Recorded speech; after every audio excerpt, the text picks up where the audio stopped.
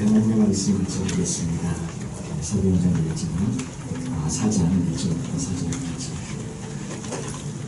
사도행전 4장 1절부터 4절까지. 주부에는 12절까지 말씀을 그대로 보셨는데요. 같이 이렇게 참고하시면 되겠습니다. 사도행전 4장 1절 4절까지 우리 다 찾으신 줄 알고 한 목소리로 같이 한번 읽으면 좋겠습니다. 사도들이 백성에게 말할 때에 제사장들과 성전 맡은 자가 사도행전들이 이르러 예수 안에 죽은 자의 부활이 있다고 백성을 가르치고 전함을 싫어하여 그들을 잡으매 날이 이미 저물었으므로 이튿날까지 가두었으나 말씀을 들은 사람 중에 믿는 자가 많으니 남자의 수가 약 5천이나 되었다. 지난 시간에 저희가 베드로와 요한이 성전 미문에서 나면서부터 앉은 영이 된 사람을 40년, 40여수나 되었다고 말씀드렸죠. 참 오랜 시간에 그렇게 한 번도 걷지 못한 그 사람을 예수 그리스도의 이름으로 오른손을 잡아 일으켰을 때 발과 발목 힘을 얻고 일어나는 그런 놀라운 기적의 역사를 저희가 살펴보았습니다.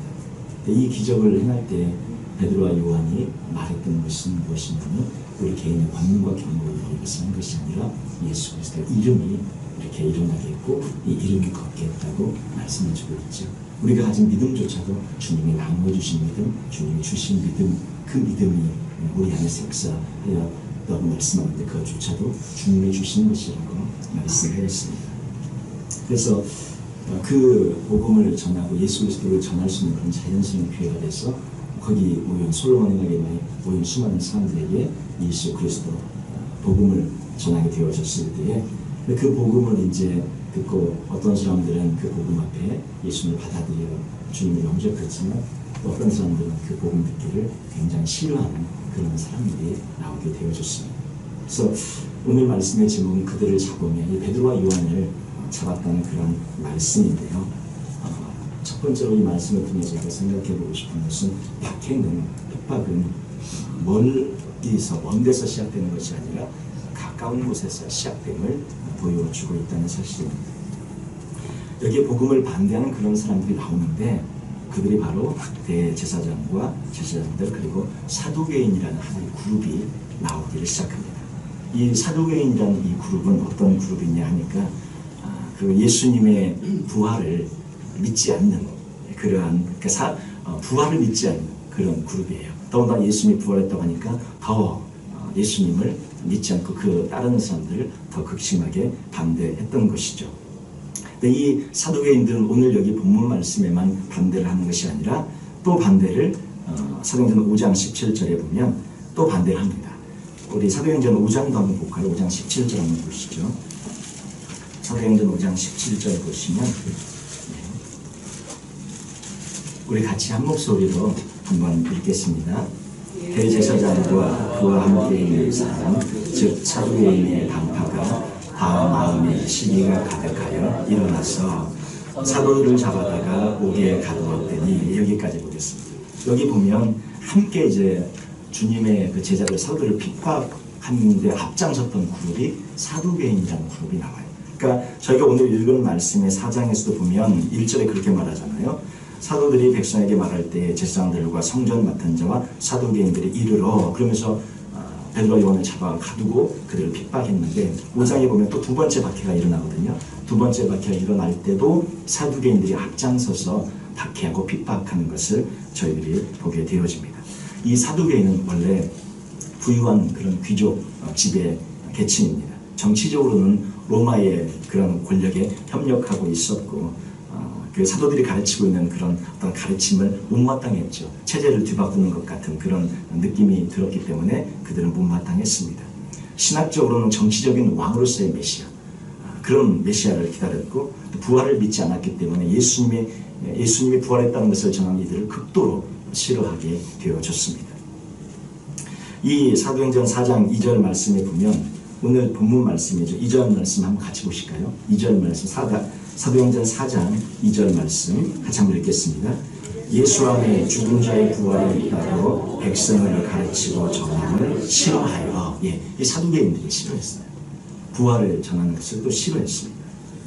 그래서 그들은 사도들을 이렇게 민중들을, 군중들을 선동하는 그런 사람들로 보았고, 동시에 이단적인 가르침을 전하는 사람, 그리고 평화를 어지럽히는 그런 사람들로 보고 아주 이 베드로와 요한을 잡아서 이렇게 핍박하게 되어지는 그런 일에 앞장을 섰던 것이죠.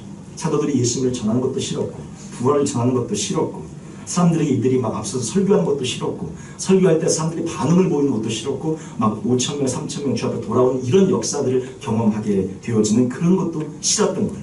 이 사두개인의 마음속에 시기가 가득해서 이런 모든 것들이 다 싫었던 것입니다. 또 성전 맡은 자, 이게 성전 맡은 자라고 나오는데 4장 본문 1절 말씀해 보시면 성전 맡은 자라고 되어졌는데, 이 성전 맡은 자는 성전을 지키는 책임을 맡은 경비대장 같은 그런, 우리 밑에 이제 그 관주를 한번 보시면 경비대장이나 무슨 그런 책임자로 나와 있을 거예요. 그러니까 이 성전 맡은 자의 서열은 사실 유대인 중에서는 대제사장 다음으로 2인자에 위치해 있는 그런 서열입니다. 성전 치안 전체를 맡은 자예요. 이들이 베드로와 요한을 붙잡았어요. 근데 이제 날이 이미 저물었기 때문에 의회를 소집하기에는 너무 늦어서 사도들은 하룻밤 동안 가두어둡니다. 그들을 잡음에 날이 이미 저물었으므로 이튿날까지 가두었다. 3절에 이제 그렇게 말씀하고 있죠. 그들을 잡음에 날이 이미 저물었으므로 이튿날까지 가두어 두었습니다. 그래서 이튿날에 관원들이 모여요. 이 관원들이라는 것은 사내들인 그 공회의 그 공의원들이 모인 것인데, 70명의 사내들인 공회원이 있었고, 대제사장이 의장으로 되어져서 전체는 71명으로 구성된 그러한 사내들인 공의회지요. 그 공의회가 모였고, 장로들이 모였고, 서기관들이 모였고, 예루살렘에 관련된 모든 사람들이 모였어요. 그게 사도행전 4장 5절이죠. 한번 보세요. 사도행전 4장 5절에 보니까 이튿날 관리들과 장로들과 서기관들이 예루살렘에 모였더니 대제사장 안나스와 가야바와 요한과 알렉산더 및 대제사장의 문중이 다 참여했어요. 그냥 다 이렇게 관련된 사람들이 다 모인 거예요. 많이 모인 거예요. 여기 대제사장 안나스 그리고 그의 사위위 가야바가 모였는데, 실제로 지금 안나스는 로마의 그 정부에 의해서 이미 진직의 대제사장직을 그만두게 되었던 사람이에요. AD 15년에 이미 그만두었고 면직되었고, 유대인들 사이에서는 그렇지만 아직도 많은 영향력이 있었던 그런 인물입니다. 현직 대제사장이 안나스의 사위 가야바가 그 대제사장이었기 때문에 영향력이 아주 굉장히 아직 막강했어요. 이 두 사람은 우리 복음서에서도 말씀이 나오는데, 예수님을 재판하고 십자가에 죽이는 그런 판결을 내린 사람들이 바로 이 안나스와 가야바예요. 예수님을 죽인 사람들이 지금 다시 다 모여서 등장을 한 것입니다. 그들이 다시 모였어요. 사실 이 그룹이 어떤 그룹입니까? 예수님을 죽이는데 앞장설 그룹이 아니라 예수님을 사실 가장 높이고 경배해야 될 그런 그룹 아닙니까? 주님을 가장 잘 섬겨야 될 그룹이고, 주님을 위하여 살아야 될 사람들이 이 그룹인데, 하나님을 가장 잘 섬긴다고 하면서 하나님이 보내신 예수 그리스도를 십자가에 못 박아 죽이는데 앞장섰던 그러한 그룹이 되어져 버렸어요. 근데 핍박하고 박해하는 세력은 언제나 그렇습니다. 외부에 있는 것이 아니라 내부에 있는 경우가 많이 있습니다. 가장 가까운 사람들이 우리를 핍박할 때가 많아요. 가족이 우리를 핍박할 때가 많이 있고요. 부모님이 우리를 핍박할 때가 많이 있고, 자녀들이 우리를 핍박할 때가 있고, 또 배우자가 우리를 핍박할 때가 많이 있습니다. 믿는 자가 믿는 자를 핍박하는 경우가 많고, 가장 가까운 사람들에 의해서 박해와 이런 핍박을 받을 때 참으로 견디기 힘들고 어렵죠. 더군다나 가까우니까 더 마음이 아픈 것이죠. 이들이 핍박하게 된 이유는 오늘 성경 말씀은 분명히 말하고 있는데, 사도행전 1장 2절 거기 말씀 보시면 예수 안에 죽은 자의 부활이 있다고 백성을 가르치고 전함을 싫어해. 이들이 백성 앞에 전면에 높이 세워져 등장하게 되어지는 것들이 싫었던 거예요. 백성을 가르치고 전함을 싫어했고, 5장 17절에 두 번째 박해를 할 때 그들이 뭐라고 말합니까? 대제사장과 그와 함께 있는 사람들, 사도개인의 당파가 다 마음에 뭐가 일어났다고요? 시기가 가득하여 일어났어. 시기심이 발동해가지고 이 제자들을 핍박하게 되어졌어요. 두 가지 이유였어요. 한 가지는 사도들이 많은 사람들 앞에 막 가르치고 그들이 드러나고 그들이 여러 사람들을 가르치고 사람들이 또 그들의 말을 청종하는 걸 원래 이걸 누가 해야 되면 사두개인이 해야 되는데 이 제자들의 그룹이 하니까 이게 마음에 너무 안 들었고 또 제자들이 이렇게 막 들어가는 그걸 보면서 시기심이 가득해서 핍박하게 되어졌던 것입니다. 이 사두개인 그룹, 이 대제사장, 이 관련된 모든 그룹은 사실은 누가 제일 가까운 그룹이에요? 하나님과 제일 가까운 그룹입니다. 이스라엘 백성 전체 중에서 가장 하나님과 가까운 그룹, 그러면 이 사두개인들, 바리새인들도 포함된 바리새인들, 대제사장 이 그룹이에요. 하나님을 알아도 모든 사람들보다 더 많이 알고 성경을 알아도 모든 사람보다 더 많이 아는 사람들이에요. 하나님을 사랑해도 아마 가장 많이 사랑하는 그런 사람들일 거예요. 그런데 그들의 눈이 가려져서 예수님을 알아보지 못합니다. 예수님을 십자가에 못 박아 죽이는데 앞장을 서고 또한 예수님에 대한 시기심으로 예수님을 죽인 것도 예수님에 대한 시기심이었죠.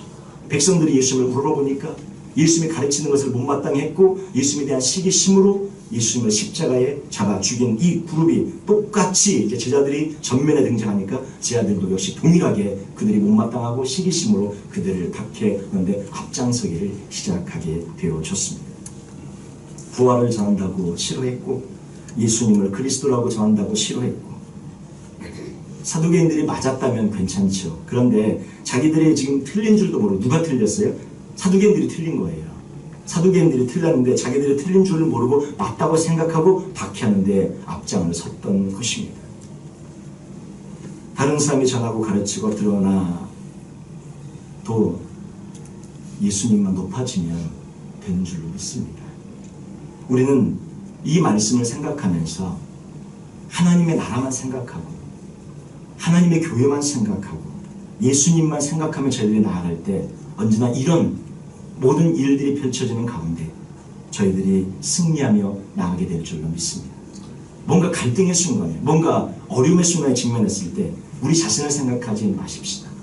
나 자신을 생각하면 지난번에 말씀드렸지만 나 자신을 너무 중요하게 생각하면 다른 사람들이 보이질 않습니다.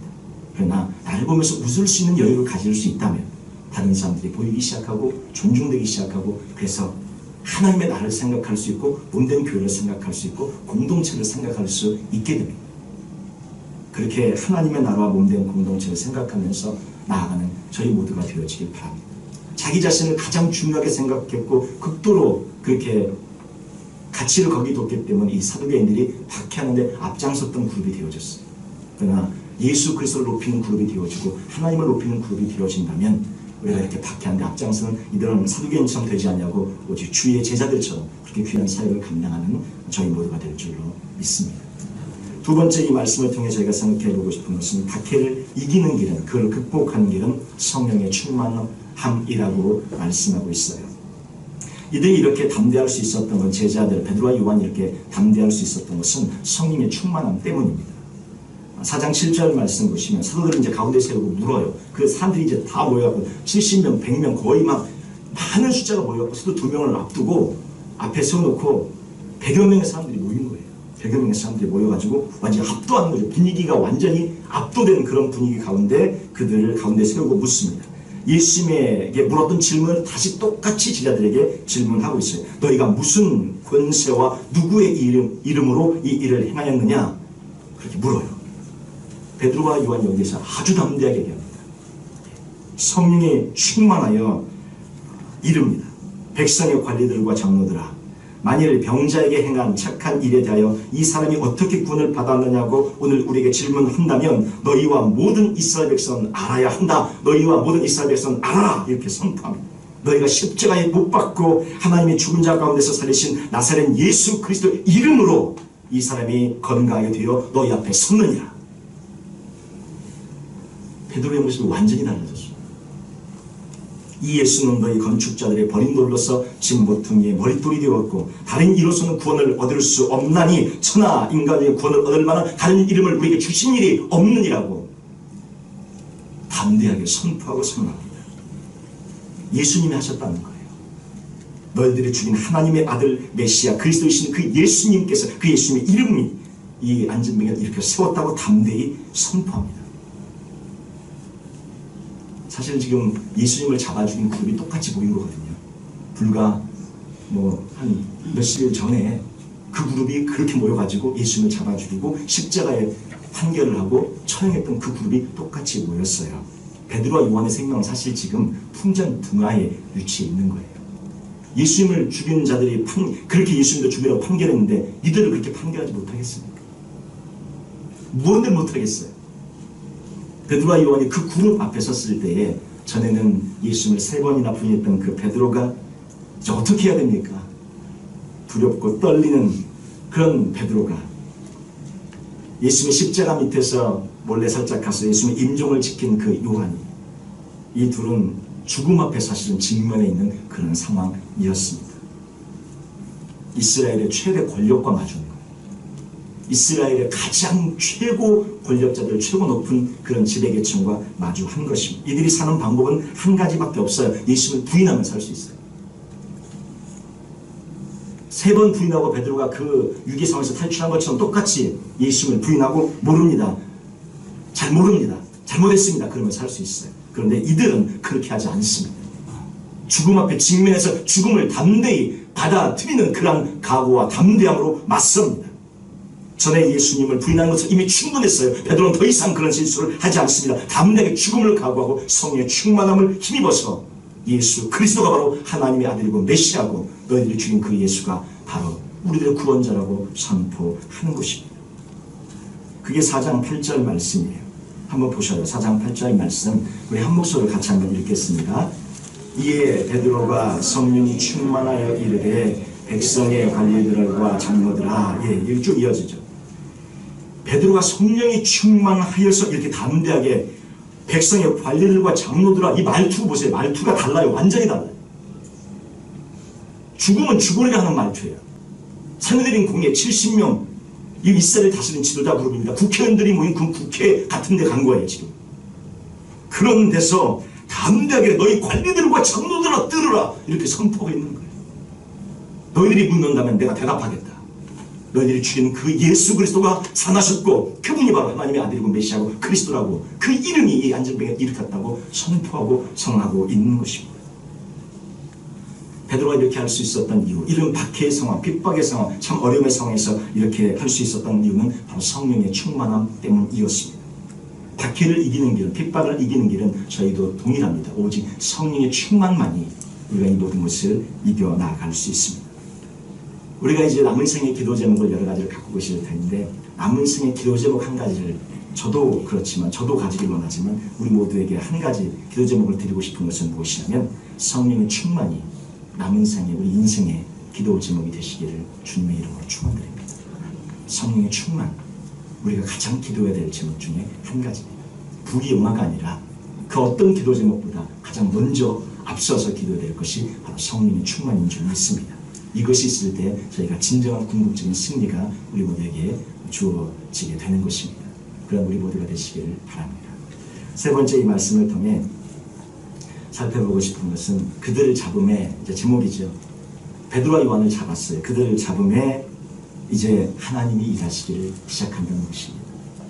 우리가 힘을 잃으면 하나님이 일을 하세요. 본문이 굉장히 역설적입니다. 우리가 힘을 잃으면 하나님이 일하시기를 시작합니다.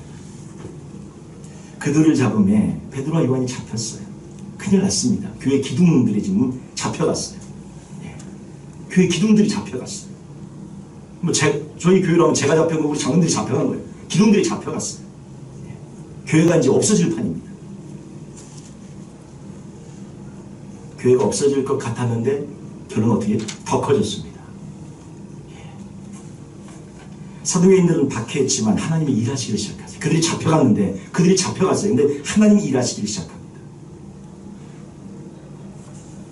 베드로와 요한이 잡혀갔는데 그 말씀을 들은 사람들이 있었거든요. 그 말씀을 들은 사람들 중에 믿는 자들이 생겨나기 시작해서 성도들이 5,000명이나 되었다 얘기합니다. 4절 말씀 한번 보시죠. 4절 말씀 보시면 말씀을 들은 사람 중에 믿는 자가 많으니 남자의 수가 약 5,000이나 되었더라. 이 말씀을 이때 바로 그냥 5,000명이 또 전에 3,000명을 겠는데 이때 5,000명이 추가로 8,000명이 됐냐 이렇게 보시는 관점이 있고, 전에 3,000명 이미 회개해서 믿었고 이때 또 추가되어져서 믿는 자의 숫자가 다 합치니까 5,000명 가까이 되었더라. 이렇게 보는 두 가지 관점이 있는데 두 번째가 훨씬 더 자연스럽습니다. 이미 3,000명 회개해서 예수님을 믿는 제자들이 생겼고 이때 더 추가되어져서 믿는 자의 공동체, 그 남자만 5,000명이 현재 되었더라. 이런 말씀으로 보는 것이 자연스러운데, 그러니까 남자만 5,000명이면 얼마나 됐겠어요? 예, 최소한 뭐 10,000명, 15,000, 2만의 그런 그룹이, 그리스도인들의 그룹이 생겨난 것입니다. 어려운 환경인데 더 그리스도인들은 늘어갔습니다. 사도들이 잡혀 들어가는 그런 상황인데 교회는 더 부흥했어요. 하나님께서 하시는 줄로 믿습니다. 하나님께서 부흥케 하세요. 하나님의 교회는 주님께서 책임지십니다. 우리는 복음에만 신경 쓰고 예수 그리스도의 그 복음에만 신경 쓰고 말씀에만 신경 쓰고 기도하며 나아가면 되는 거예요. 나머지 하나님께서 다 알아서 우리의 인생을 책임지시고 이끌어 주실 줄로 믿습니다. 내가 주님 앞에 바로 서 있는가? 이것만 늘 생각하시면 돼요. 이 말씀을 저에게 적용한다면 내가 주님 앞에 바로 서 있는가? 나의 생각이 주님 앞에 옳은가? 내가 주님 앞에 지금 제대로 행하고 있는가? 이것만 바로 보면서 주님 앞에 내가 서 있는가만 생각하며 나아가면 되는 거예요. 다른 사람이 바로 서 있는가 신경 쓰지 마시고, 다른 사람이 제대로 하고 있는가 신경 쓰지 마시고, 나만 바로 서 있는가만 보고 나가면 될 줄로 믿습니다. 어려움의 환경이 오면 우리는 낙심하고 절망해요. 그러나 하나님은 뭐라고 말씀하십니까? 아, 이제 드디어 때가 됐구나. 드디어 내가 일할 때가 됐구나. 드디어 내가 역사할 때가 됐구나. 하나님은 기뻐하세요. 우리는 낙심하고 절망합니다. 어려움이 오면 낙심하고 절망해. 그런데 하나님이 기뻐하시길 시작해요. 드디어 내가 일할 때가 오고 있구나. 환경이 두려운 것이 아니라 우리가 아직도 스스로 해결책을 찾고 있는 우리의 모습이 두려운 것입니다. 내가 아직 힘이 있는 것이 두려운 거예요. 힘을 빼십시오. 맡겨버리십시오. 완전히 내려놓으십시오. 그러면 하나님이 역사하기를 시작합니다. 내어 맡기고 포기하면 하나님이 역사할 것을 우리는 너무나 우리가 많이 걱정을 하고 근심하고 염려하고 너무나 많이 우리가 힘을 주고 뭔가를 하려고 하니까 해결이 안 되는 거예요. 포기하시고 기도하시고 하나님의 음성을 듣기 위해 말씀 보고 무릎 꿇고 기도하고 주 앞에 나오면 하나님의 역사가 시작될 줄로 믿습니다. 기적의 역사가 일어나요. 고난이 오면 사실은 더 큰 축복이 기다리고 있는 거예요. 그들이 잡히니까, 보세요. 그들이 잡히니까 하나님이 역사하잖아요. 하나님이 일하시잖아요. 그들이 없으니까 누가 일해야 돼요? 하나님이 하시는 거예요. 베드로와 요한이 잡히니까 하나님이 역사하시길 시작하는 거예요. 힘을 좀 우리 모두 빼십시다. 힘이 아직 남아있으면 하나님 역사하실 수가 없어요. 힘을 좀 빼시고 내가 뭔가를 하려고 하지 마세요. 그냥 다 내려놓으세요. 포기하세요. 그냥. 그러면 더 큰 축복이 다가오게 될 줄로 믿습니다. 제가 어떤 책에 보니까 귀티하는 자는 복이 있나니 그 책에 나오는 이야기인데 그 양에 대한 이야기가 나오더라고요. 참 공감되는 부분이 있어서 오늘 말씀과 연결돼서 공감되는 부분이 있어서 같이 좀 나누기로 합니다. 이 양이 저희 너무 잘 알잖아요. 양이 이렇게 산길을 가다가 이렇게 맛있는 그런 풀이 좀 이렇게 있는 것 같은 걸 발견하면 이렇게 좀 밑에 부분이 있는데 한 1m 아래에 있는데도 이렇게 막 절벽 같은 데에도 그냥 뛰어내린대요. 그냥 막 타고 내려가고 그 풀을 그냥 맛있게 막 먹는데요. 내려갈 때도 좋았는데 한 1m 아래니까 내려갈 때는 좋았는데 못 올라오는 거예요. 못 올라오는 거예요. 거기서 막 이제 죽을지 살지 모르고 이제 안절부절 하는 거예요. 올라와야 되는데 못 올라와요. 밑에 낭떨어지고 진퇴양난의 그런 상황에 양이 처하게 됩니다. 근데 이제 목자가 그걸 보죠. 목자가 가서 보고 이걸 꺼내야 되니까 줄을 내려서 목을 뭐 어떻게 해서 끌어올리려고 하면 지팡이를 목에다 걸어서 끌어올리려고 하고 뭐 어떻게 하여튼 하려고 하는데 이 양은 어떻게 생각하냐면 자기를 잡아 가두려거나 자기에게 뭔가를 피해를 입히는 줄 알고 뒷걸음질 하다가 그대로 낭떠러지에 떨어져 버린대요. 잡으려고 하면 오히려 떨어져 버린대요. 이때 방법은 하나밖에 없답니다. 무슨 방법일까요? 냅두는 겁니다. 예. 정신을 잃을 때까지 그냥 냅두는 거예요. 굶주려서 지쳐갖고 쓰러질 때까지 냅두는 거예요. 그 자리에 밑에 낭떠러지니까 움직이진 않을 거고 그 자리에 그냥 이따가 배고파서 그냥 쫄쫄 굶는 하여튼 지쳐고 쓰러져서 기진맥진해서 완전히 정신을 놓을 때까지 목자가 할 일은 뭐냐? 그때 가만히 놔두고 지켜보고 있는 거예요. 그러다가 기운이 완전히 빠져 쓰러지면 그 뜻의 목자가 움직여서 그 양을 품에 안고 끌어안고 올려서 살리는 것입니다.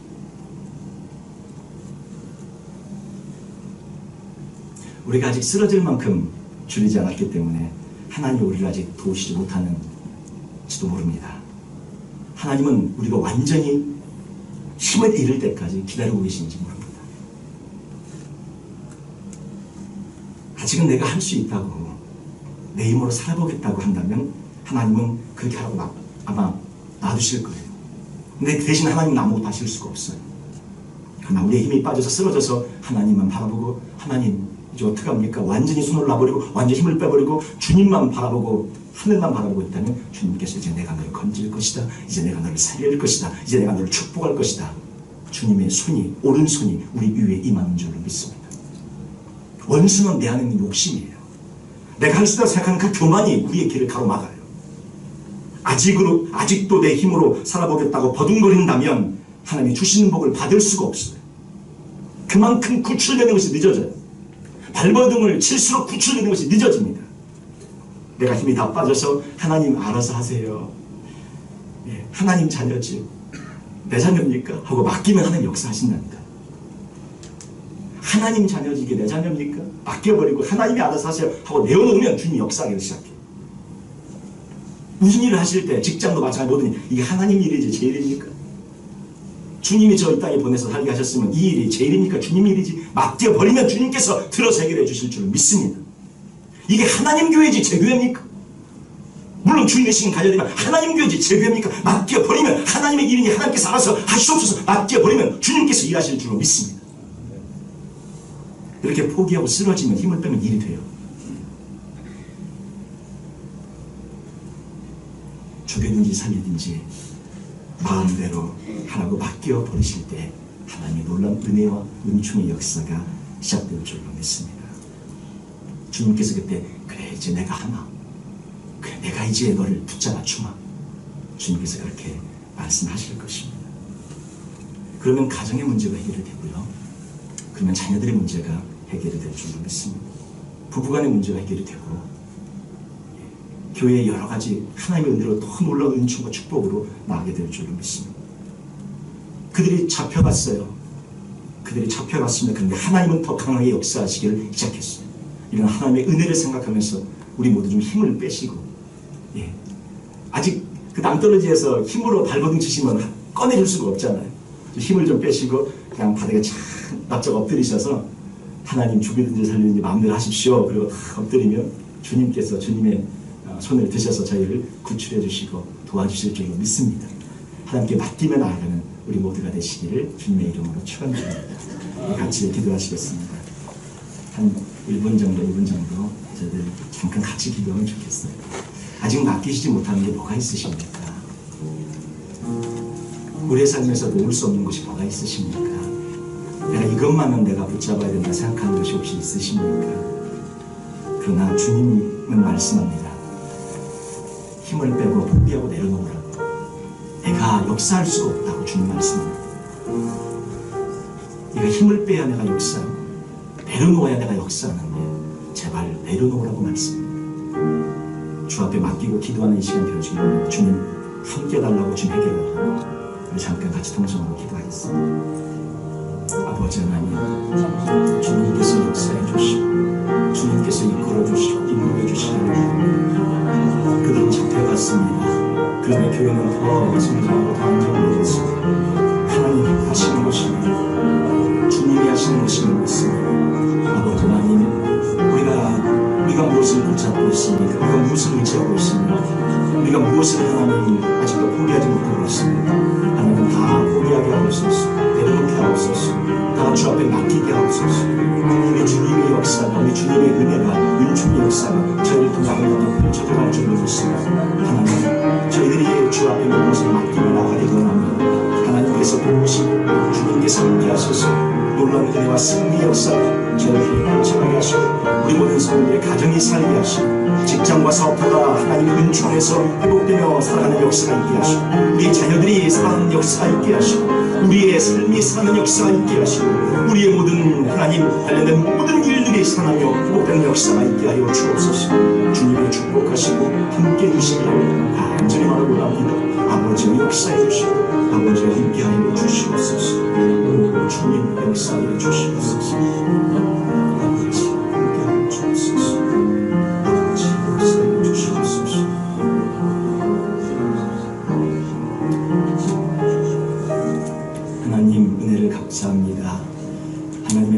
저희들이 기억하면서 주님 앞에 완전히 맡기고 신뢰하며 나아가는 저희 모두가 될 수 있도록 주님께서 은혜 베풀어 주옵소서.